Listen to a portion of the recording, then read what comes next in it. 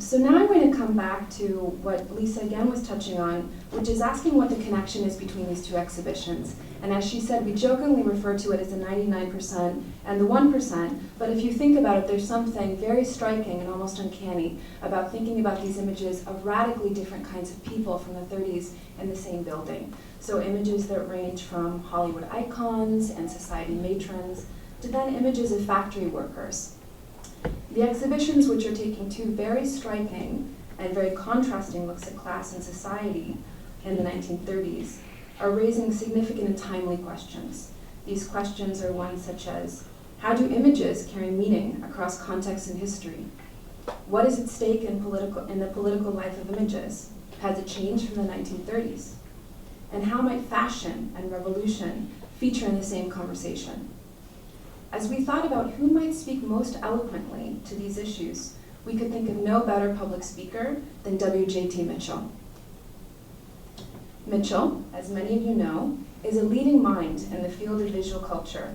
He's authored numerous critically acclaimed books and essays. There are far too many for me to recount, but just a few include What Do Pictures Want? The Lives and Loves of Images, and his recent publication, co-authored with Bernard Harcourt and Michael Taussig, Occupy, 3 Inquiries in Disobedience.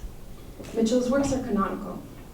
As an intellectual boundary crosser, Tom critically investigates not what, but how things take meaning in our wider culture.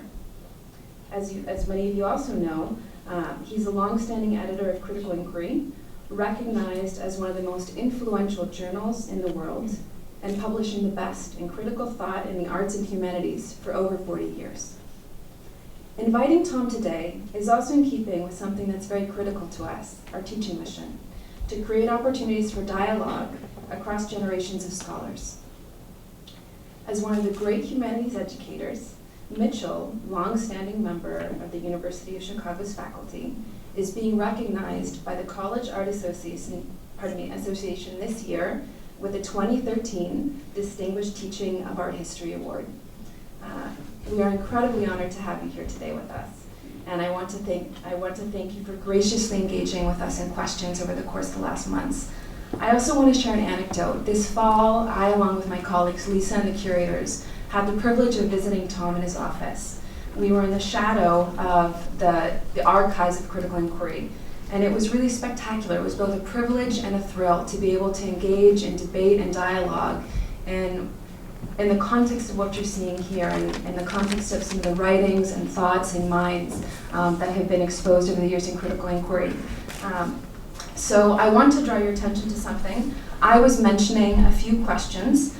We left scratching our heads and invigorated from that visit to Critical Inquiry's office and that conversation with Tom, and we came back to him with a list of questions. So if you open your program, you'll find a couple different pieces of paper. One of them is a survey, which we hope that you'll fill out. The other one is we've actually printed for you in a very draft-like form, the same that we shared with Tom, questions that will both drive his remarks and then the conversation to follow with our 3 curators. So I encourage you both to look at these as we follow along, to engage with them yourselves and to take this as a memento of what we're trying to do. Well, there's a couple of empty chairs down here now. Somebody needs to sit down. Well, first I want to thank Northwestern, the Block Gallery, particularly Lisa Koren, Susie Bielek, and my new friends, John Murphy, Jill Bogosky, and Elliot Riker, the curators of this double exhibition. I'm tempted to go into a bunch of plugs for our art program at the University of Chicago. But we're very short on time. So, and it's wonderful to see so many friends, longtime friends and students from all over the Chicago area and beyond. So I'm just going to plunge right into this. A few weeks ago, Susie said, we have to have a title. And so I have to tell you something about my limitations. I am definitely not qualified to be a docent for the exhibitions upstairs.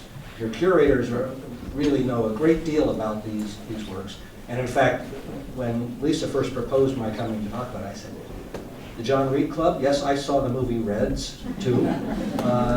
And I have certain stereotypes in mind about political and revolutionary art of the 30s, but it's really not my specialty. But I am working on Occupy, and so they very generously said, well, we want you to put things in a longer perspective. So that's what I'm going to try to do. It's also going to be a very eccentric and personal perspective, so don't expect authoritative art history or much less history from what I'm going to say here. You have a handout which can basically give you the structure of what I'm going to talk about, because I just wrote these remarks as answers to the questions posed to me by the curators. But this question is the one I posed to myself. What does art have to do with revolution?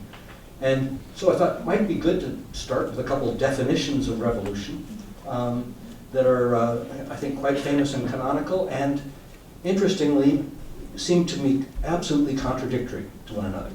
There's first Hannah Arendt's the modern concept of revolution, inextricably bound up with the notion that the course of history suddenly begins anew, that an entirely new story, a story never known or told before, is about to unfold. That whole concept was unknown prior to the two great revolutions at the end of the 18th century.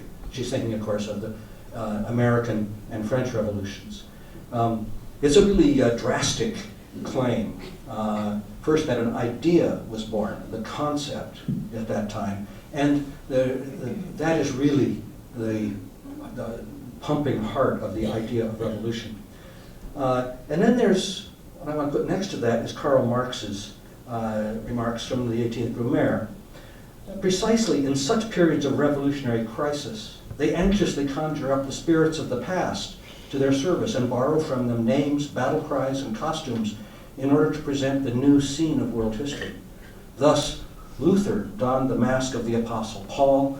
The revolution of 1789 to 1814 draped itself alternately as the Roman Republic and the Roman Empire. Though Marx stresses in his account of at least the revolutions up to his time as revolution as return and reenactment, not as the appearance of something drastically new. It might have the feeling of the new, but it also brings back the old. And the other thing I want to point out in Marx's counter-revolution is the question of costume.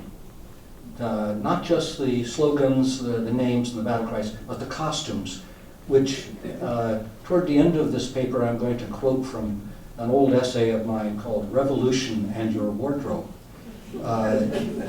which is about the role of costume and even of fashion in relation to revolution. People think that real revolution, this is the tough, down-to-earth stuff, has nothing whatsoever to do with fashion. I think nothing could be further from the truth. Revolution has everything to do with fashion. The first question in your brochure is, well, first let me answer my own question. What does art have to do with revolution? Well, obviously the answer is quite a lot. In fact, everything. I think there is no revolution without a transformation of the imaginary, without some shock to culture itself and social organization. And art is the great bearer of the images that make possible a revolution and that also memorialize it after the fact. But there's a question I also should have asked, and I will ask now, and that's, what should art have to do with revolution? Is there a clear mandate or a clear task? And here's my answer, which is entirely personal to that. It is, whatever art should be, it should not be a servant of revolution. Revolution should be a servant of art. William Blake put it this way: would that all the Lord's people were prophets or artists. Art is the productive side of the anarchist impulse, the defiance of rules, norms, received ideas of correctness. Artists' first responsibility, in my view, and this is going to be taken as a reactionary view by the John Reed Society, first responsibility is to art itself, and secondly, to the revolution or to politics. I think that is art's most effective way of being truly revolutionary. That is, of bringing newness into the world, transforming our perceptions, and reframing our understanding. Let me turn now to the curator's questions. The first one was, what is the social responsibility of images broadly?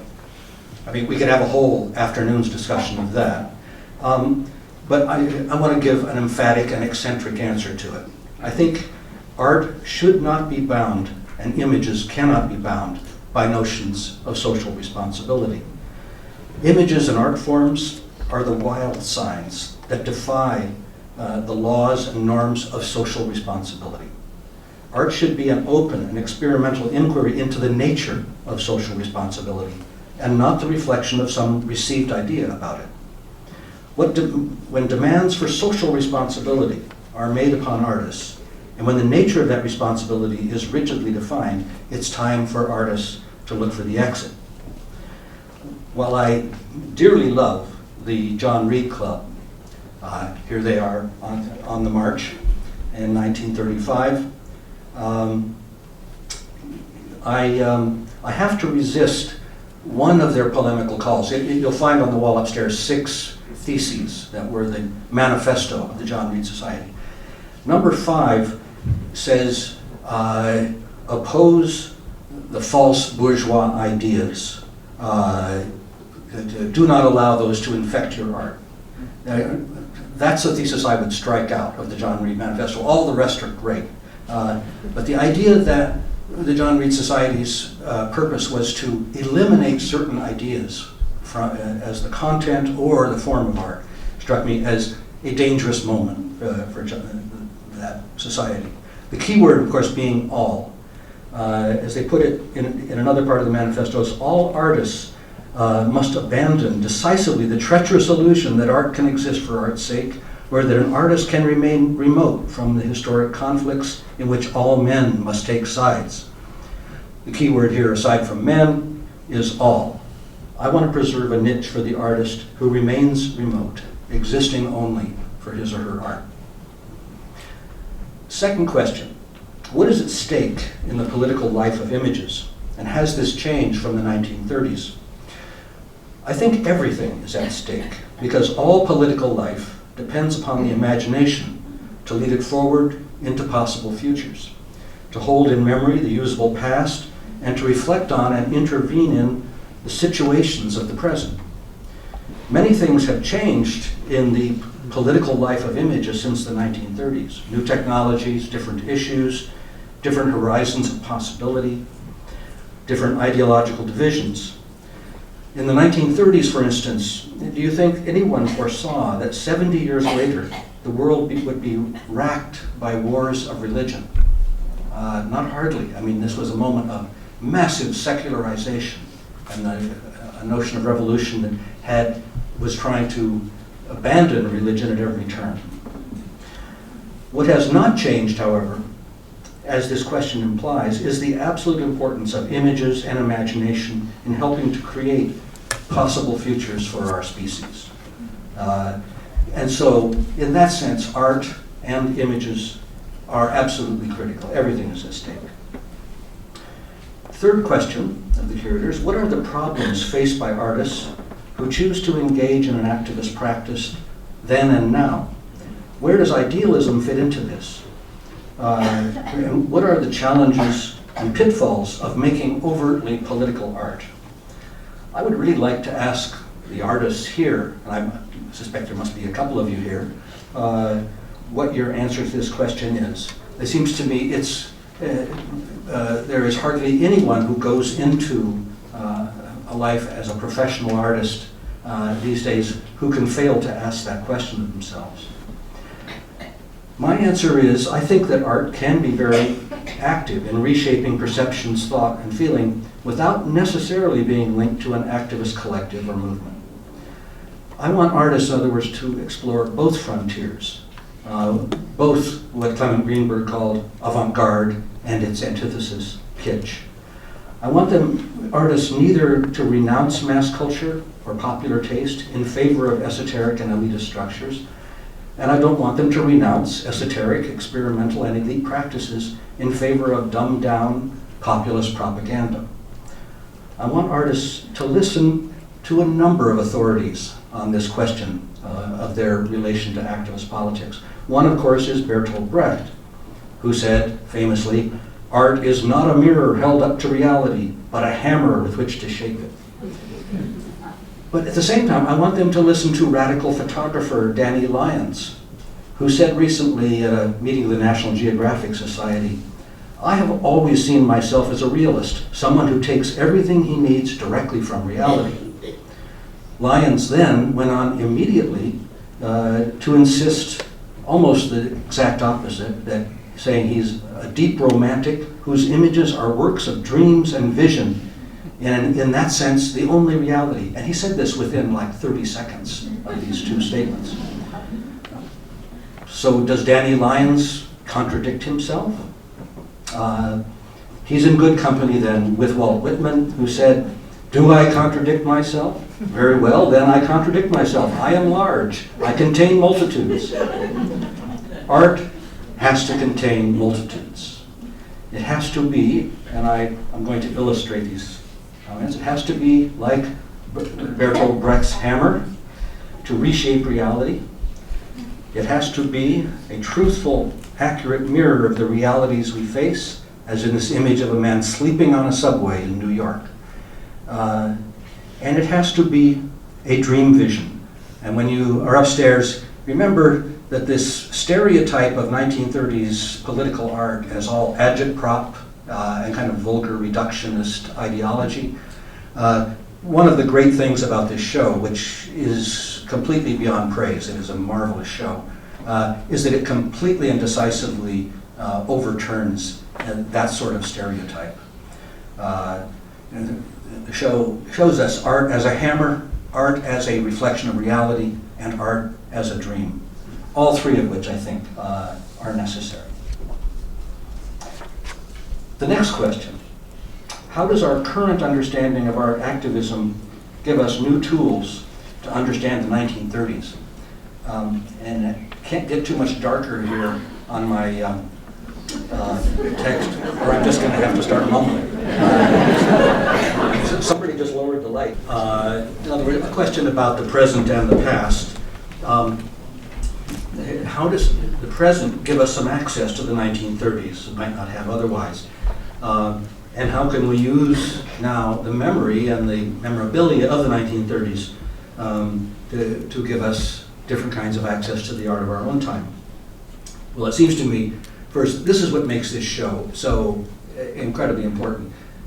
At any time it would have been important, but right now it has a very deep salience.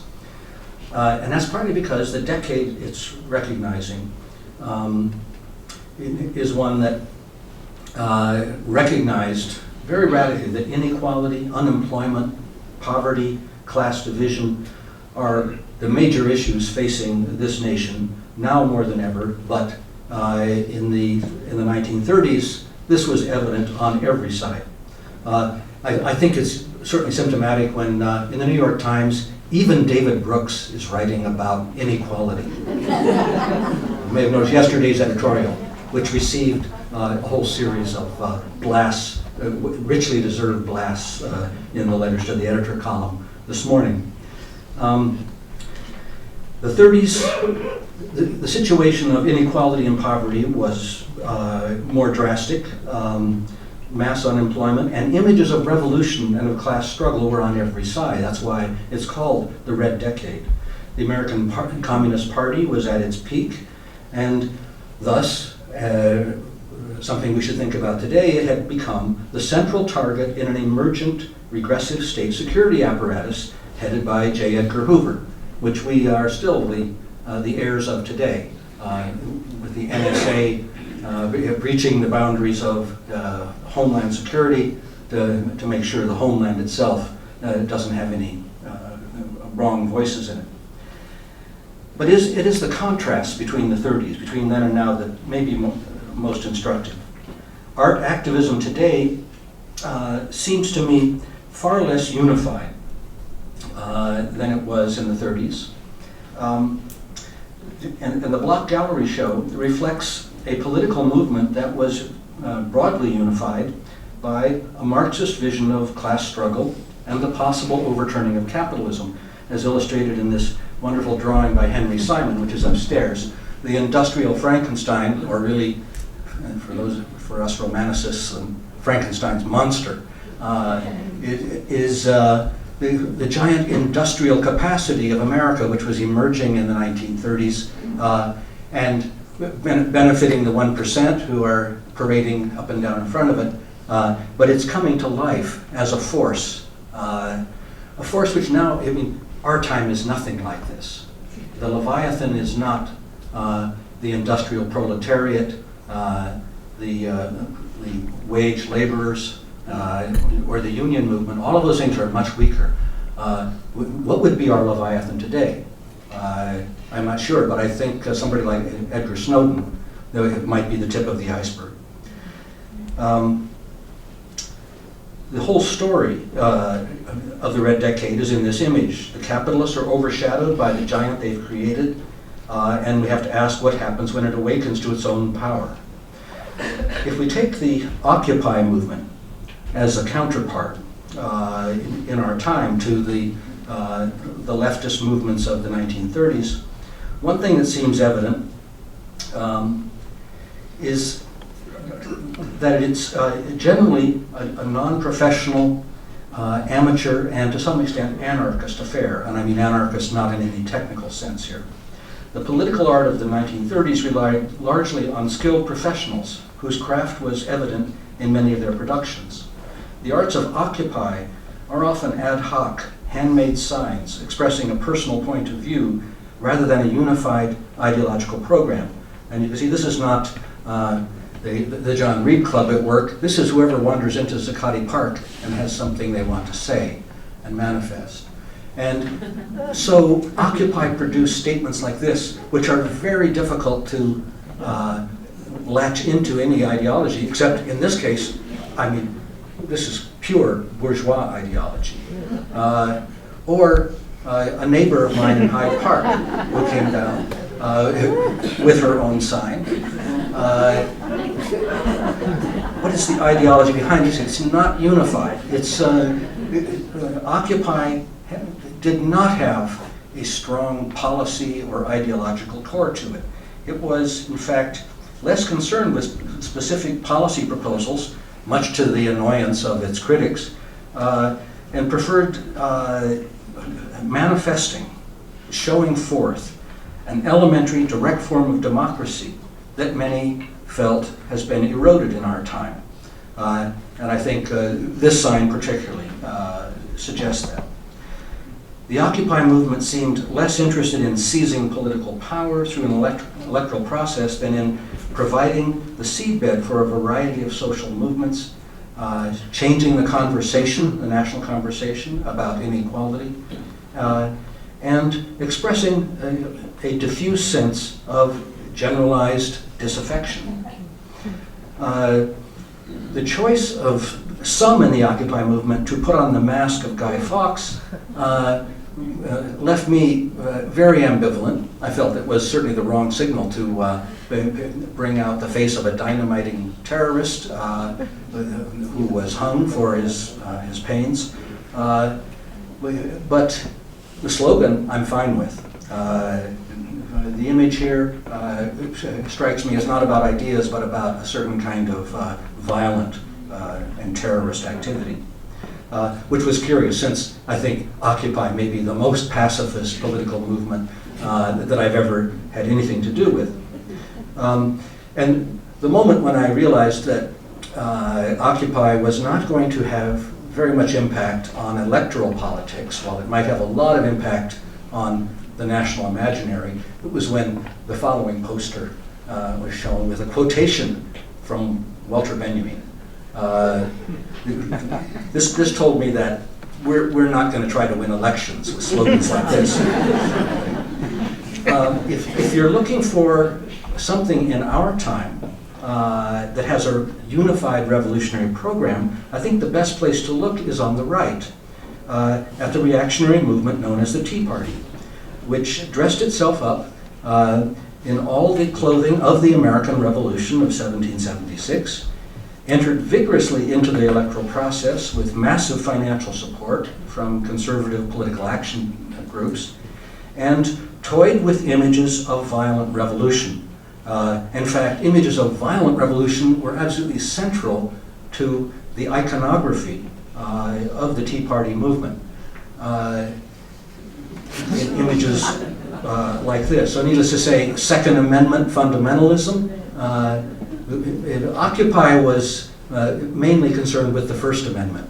The Tea Party emphasized something else. And in a poster like this, this armed protester is, as you know, quoting Thomas Jefferson, who said that every generation or so, the tree of liberty must be watered with the blood of tyrants.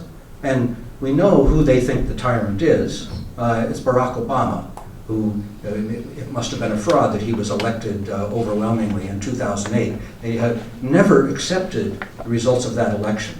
So strategies of assassination, secession, and violent insurrection are everywhere in the rhetoric of the Tea Party.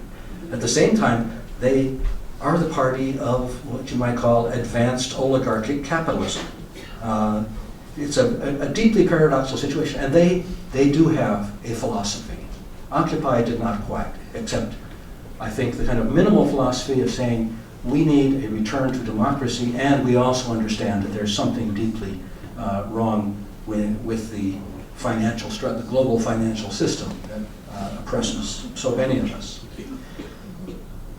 On the side of, well, there was also another thing which I must mention, crucial to the Tea Party's rhetoric, and that is, let's call it by its true name, racism. The baiting of Barack Obama as a socialist, a red, a communist, and a Muslim, so religious and ideological baiting, was matched by his status as a Negro, a colored man, an African American. Also remember, he's not a citizen of this country, he's an illegal immigrant. The comedian Bill Maher summarized all this beautifully, I think, in the following little video. This Saturday is Glenn Beck's big Tea Party March on Washington, D.C. Hi, I'm Phil the Flag Guy, here from the International House of Flammable Flags. And if you like our flammable flag, you'll love our anti-Obama placards and signs. Why hassle with messy artwork? Impossible spelling. And those darn splitters. We got Obama as Hitler, Obama as Stalin, Obama as the Joker, Obama with the Joker's face on Hitler's body, and Nancy Pelosi as the Crypt Keeper. Place an order of $50 or more and receive this handsome Glenn Beck Lefgate. Flammable flags, we out of your line. Now, another revolution of our time, of the last 5 or 6 years, that we would certainly have to think about is that of the election of the first African American president and the figure of Barack Obama. And I want you to think for a moment here about Shepard Fairey's famous poster of Obama, not so much for its content, but its form. It was immediately perceived on the right as an echo of 1930s, 1920s communist iconography, as portrayed here. And you put these two together, and it was strange. In 2008, within 1 week of Obama's election, I went onto a website. I don't know what I was looking for, but suddenly this juxtaposition jumped out at me. It was the beginning of the declaration of Obama as a secret socialist. That was the perception on the right. For many people, I think, liberals, progressives on the left, there was a projection of real hope that perhaps Obama somehow had sneaked into the White House and would bring progressive socialist government, a universal health plan that would cover everybody. On the left, I think that this was looked at with jaundiced eyes very quickly, and the following image took its place, which shows Obama's black skin peeling off to reveal the features of George W. Bush underneath. So revolutions, I'm sorry to say, but I think we have to be honest about this, revolutions are never pure. They're never completely successful. Obama himself, when he invokes the American Revolution and the American experiment, always insists that it's incomplete. And I think that's one place I totally agree with him. It has a long way to go, but has come a long way also. So, one of the things that we can learn by contrasting artistic production in this period, I mean, clearly this is not a lithograph. Most of the things you'll see upstairs is a lithograph. This is Photoshop at work. The prints that we see and the images I'm showing you have to be seen not as somehow mobilizing agents in and of themselves, but the tip of an iceberg of revolutionary struggle and sacrifice by people, many of them artists and activists, who put their bodies on the line, not just their images. The Occupy movement was not just about images or about the social media, such as Twitter and Facebook, that famously helped to mobilize assemblies. It was also about the immediate physical presence of thousands, millions of human bodies in shared spaces all over the globe, from Tahrir Square in Cairo to Taksim Square in Istanbul to Zuccotti Park in New York City to Rothschild Boulevard in Tel Aviv. And I'm very glad to see that this exhibition is being accompanied by performance, because if one of the tasks of art history is to bring images back to life, because images in museums exist as like in a cryogenic incubator. They're being kept in suspended animation, really waiting for the curator who comes along, brings them back to life, shows us what they were really about. And performance is a great aid to that. So with the next question is about the left front and the artists who were trying in their time to create viral social media before social media existed. What do we have to say about art as a communication tactic then and now? The first thing I wanted to suggest is that there were social networks in the 30s also. I know we think that Facebook, email, Twitter, and the many new networks of the digital age have produced a radically different context for political action. But revolutions have always been associated with social networks, whether they are the printed word. Thomas Carlyle thought that revolution was caused by the age of paper. The invention of the printing press is what had brought it on. Benjamin Franklin, our own American revolutionary, was the founder of the US Post Office. And all over England there were chapters of the corresponding societies that were trying to transmit the French Revolution into England. So I think we should regard social networking and its relation to revolution as a kind of permanent feature of political movements generally, and especially they become very intense at moments of revolution. The left artists of the 1930s were operating in the period of what Walter Benjamin called the age of mechanical reproduction, and what Marshall McLuhan called the age of electricity. They were using print technologies to produce images that could be circulated widely, that could be posted on walls and quickly replaced if they were torn down by the police, or they could be handed out at mass rallies. The valuable objects you see upstairs were not, many of them, originally valuable. They were to be given away at mass rallies. And these images were both a mirror of the world of industrial production, with workers on assembly lines, and a hammer to reshape and deconstruct that world. But I think one of the most notable things about the images of the left front is the way they use older technologies of mechanical reproduction invented before photography. Things like woodcut, linocut, silkscreen, lithograph, and etching gave these images, give these images from the 1930s a somewhat archaic, low-tech appearance. They recall the historical transformation in image making from manual production. On the one hand, the medieval world of manuscript illumination, and especially in the woodcut, they recall the Middle Ages.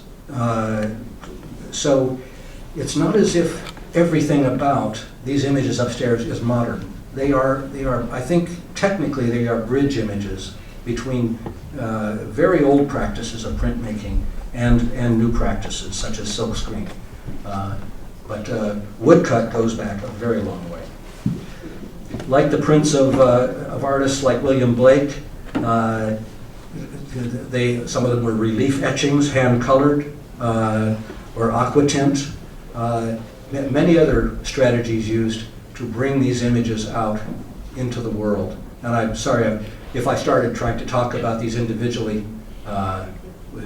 we'd be here all night. Notice also the incredible variety of them. And here's Blake's etchings showing his ideology. If any could desire what he is incapable of possessing, despair must be his eternal lot. Or the image of the emancipated revolutionary. That figure leads us, I think, by a kind of free association to one of the central images that Adbusters produced for Occupy Wall Street, the ballerina on the bull. And she reminds us, I think, of a curious, continuous motif in revolutionary art, and that's the appearance of the female figure, not only as a participant in the revolution, but as a kind of embodiment of the spirit of the revolution. Now, I think it's an interesting question. Why is this so? Why did this image go viral all over the world? The famous blue brassiere of Tahrir Square, a woman being stripped and pummeled by police. One thing that happened during the Occupy movement was that an image like this immediately went viral, and not only went viral, it was as if it was plowed back into the revolutionary process itself. 2 days later, enormous banners were printed of that incident that were carried overhead by the largest women's mobilization in Egyptian history. And of course, we all recall what is in some ways the master stereotype of revolution, Delacroix's liberty leading the people, the Marianne out front, or the goddess of democracy in Tiananmen Square.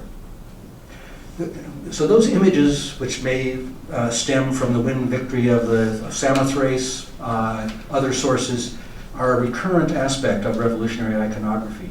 And I think we need to ask ourselves, why is revolution, or the spirit of liberty, so often personified as female?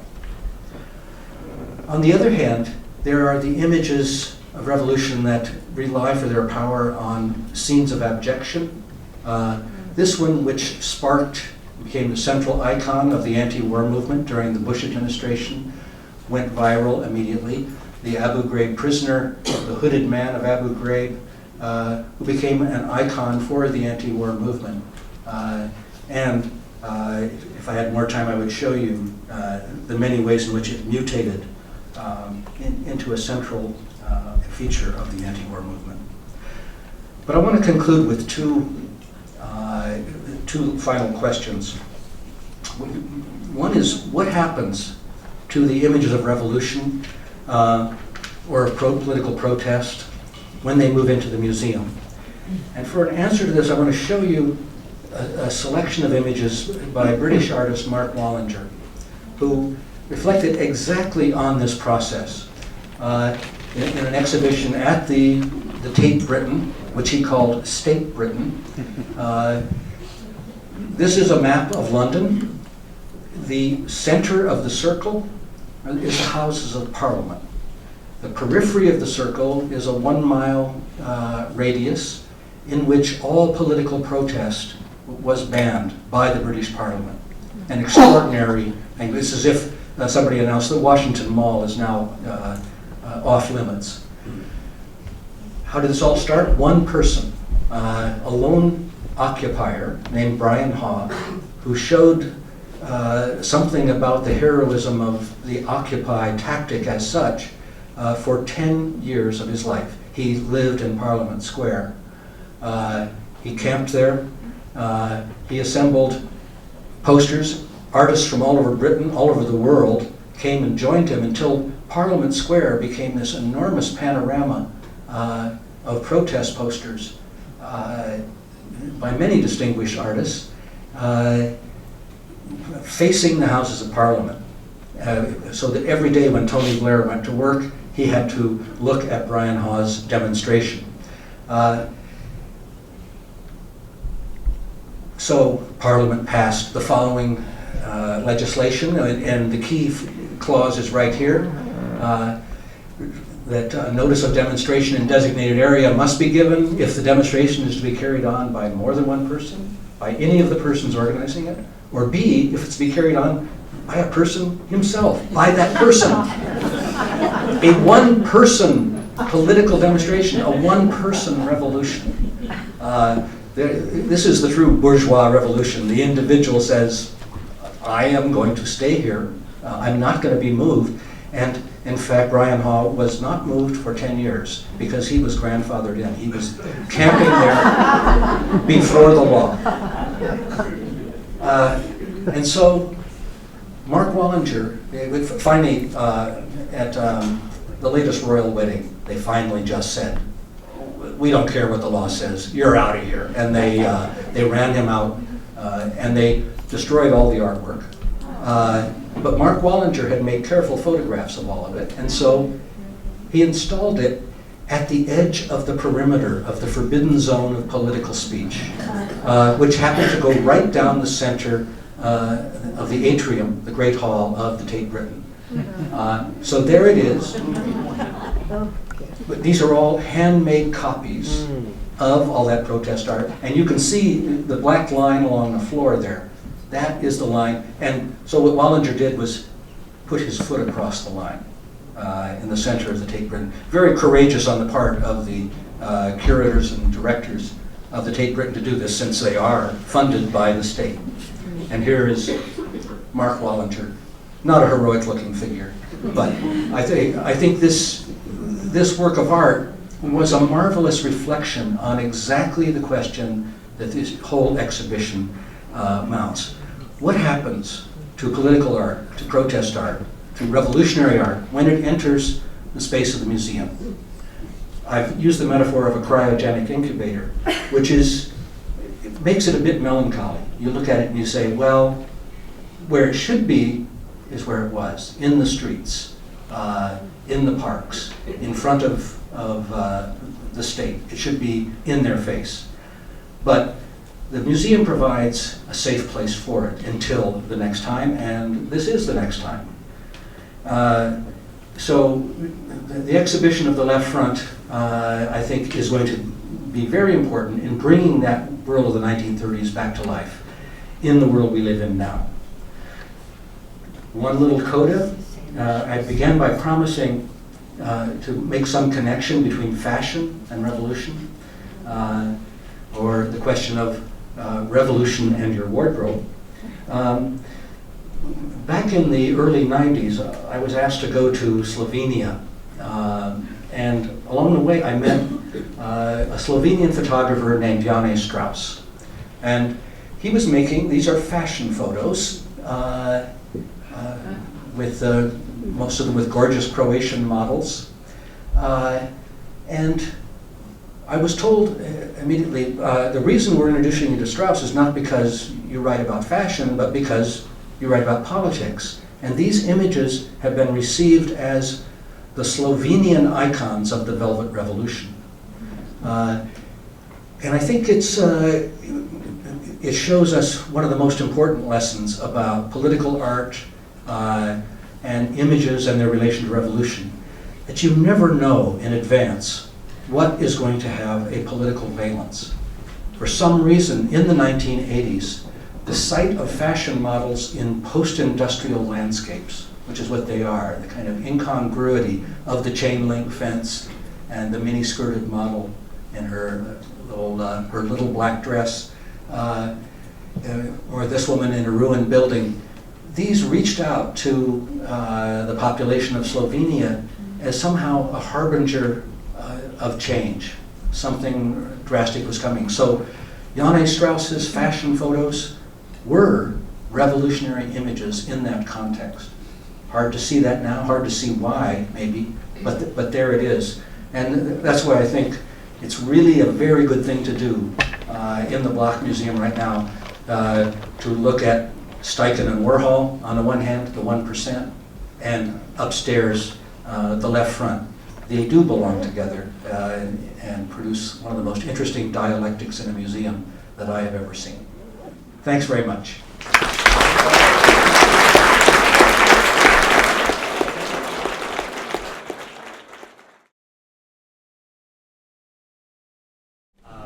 My question is about the artist and the artist's role. And Tom, it seemed to be that you were describing the artist as free agent, where they are not co-opted by the revolution, they're not driving the revolution. So, but I wondered if that's an actually accurate summary of what you're thinking, that somehow the free agent is more powerful and important than one who is solidly on the right or the left or in some other ideology.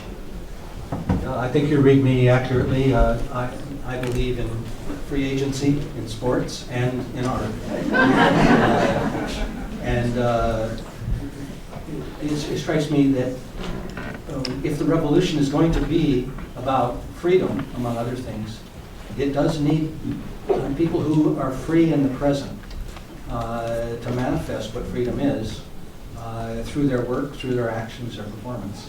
So, yes. Also, I think the artist can also be kind of secret agent who provides something that slowly sinks in. You don't see what it is right away, but over time, you begin to realize it has changed your perception, and that's also a kind of revolutionary act. But free agent, I think, is exactly the one. But Tom, does that mean then that, I mean, with all those different voices in conversation, I mean, is that the reason that Occupy doesn't get electoral traction, as you say? I mean, do those free agents not coalesce in a way that's coherent enough to make political change? Yeah, I think Occupy was not even trying to do that. And it really annoyed me a lot while I was kind of participating in and tracking the activities of Occupy at its peak, that people kept insisting they didn't come out with a political program, that it had produced a manifesto. It did actually produce a kind of manifesto, but it did not immediately leap into electoral politics. It did not try to become the left version of the Tea Party.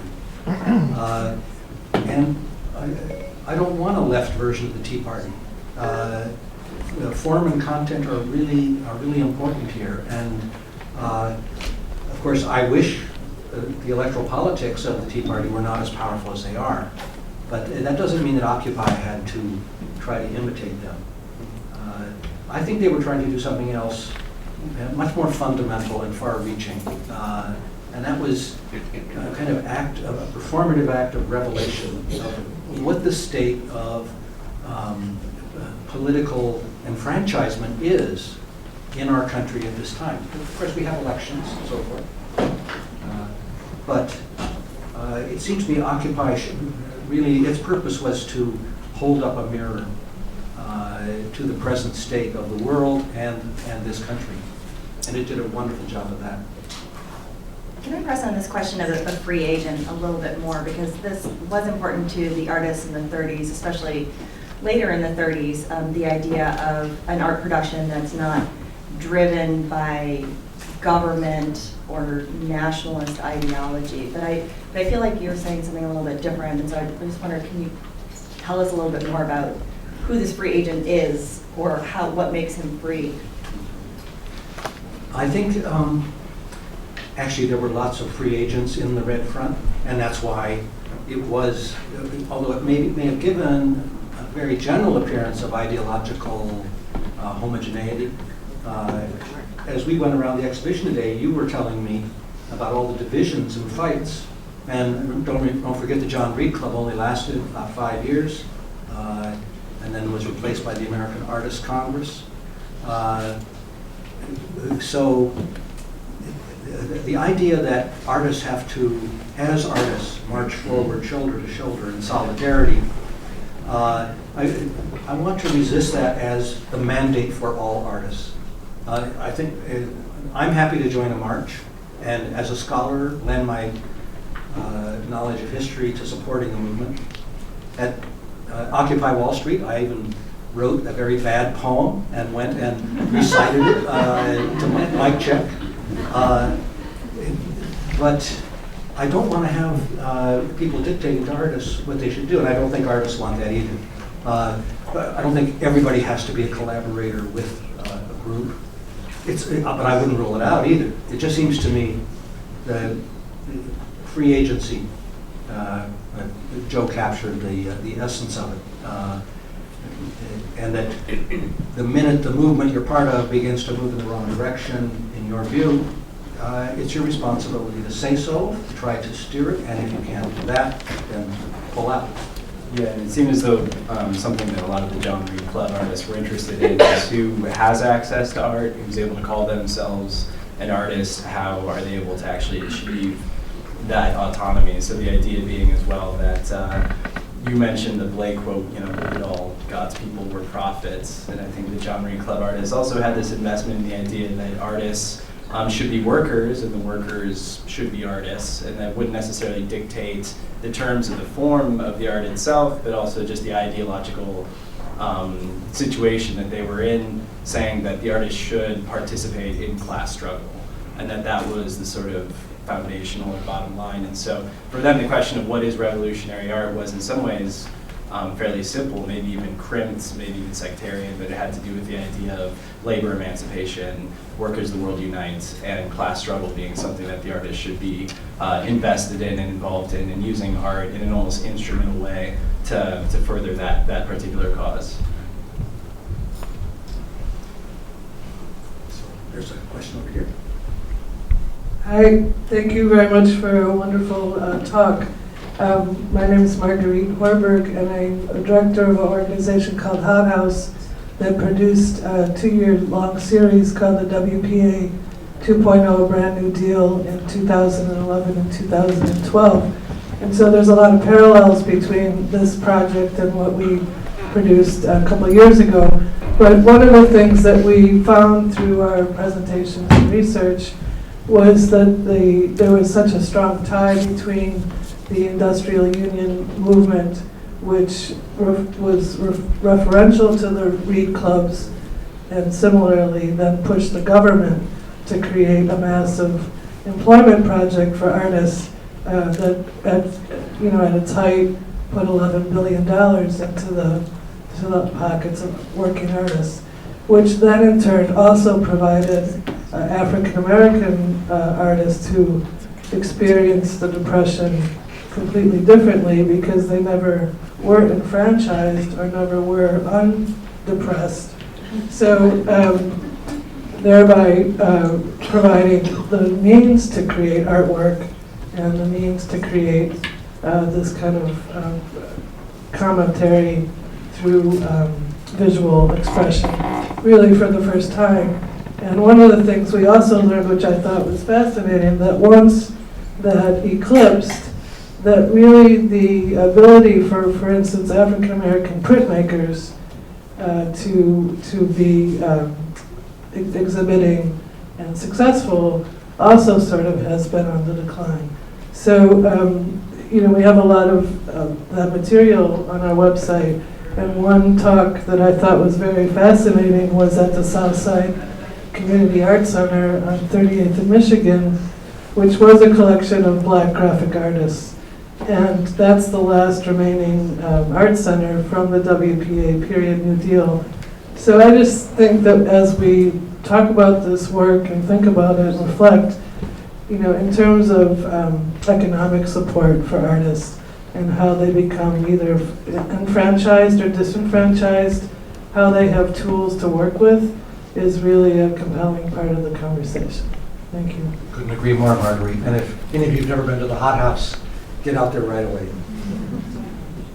It's something too, if I can just add to that, that one of the things I hope the exhibition brings to light is the relationship of some of these Chicago artists to institutions like Hull House, for example, the Southside Community Arts Center, the Abraham Lincoln Center. So part of their self-conception of artists as revolutionary artists was the idea of art for the masses, and how do you democratize art, and how do you get art to the people, distributed in different kind of media, but also going to where they live and teaching workshops and being directly involved. And so I think that's an aspect of the story that I hope comes out in the exhibition. Can I add this? Because I think a lot of the printmakers were working at Hull House, and that's where they had the lithography and the tools was actually at the settlement house. So I think that role is also really an interesting role of how these early institutions that were part of that movement supported the work of the artists. It's very true. They drove collective practice, and I think that that's something that our show tries to bring out, is the idea of artist collectives banding together, both in terms of resources and ideas and production. Stephen Eisenman needs no microphone.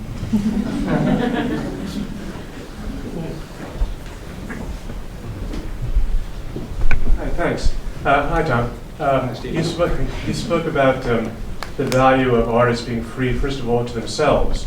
That the most revolutionary thing that many artists could do would be to allow themselves to express their innermost thoughts and feelings. And if to be revolutionary at all would be, you must be revolutionary in your own creative mind. But the one contemporary artist that you showed was Mark Wallinger, who seems to represent just the opposite. So I guess I would ask you, which is more? That is, in a given political context, such as the present one, which kind of art would be more effective? Well, I'm not sure I accept the premise of the question, Stephen, that Mark Wallinger is someone who doesn't express himself. In this particular work, he was doing something with an actual political intervention that was being destroyed by the police, and he gathered a collective of artists to do something about it. He's also created an archive of protest art in the History of London Museum. So I don't get what your objection is here. You want to say more? Well, just that it seems to be an art that's very directly instrumental. It's about a particular issue of the moment. It's about the politics of now. It's about the oppression of the British police and of the state toward people who wish to express their views about the war, etc. So it's very directly tied to a particular political moment of the issue of the day, and it's not, most of all, about the what we generally think of as the free, creative spirit of artists in the tradition of William Blake and that long tradition. Yeah, well, that particular work is not an expression of Wallinger's personal philosophy or his emotions. That's true. But I was using it to illustrate a different point, which was to answer the question, what happens to political art when it enters the museum? In a way, it was an experiment with doing that, performing that process, and seeing what it would look like. I think it's also that the free artist doesn't have to be apolitical. It doesn't have to be a personal vision. An artist can be political just as long as no one's telling him or her what to make, right?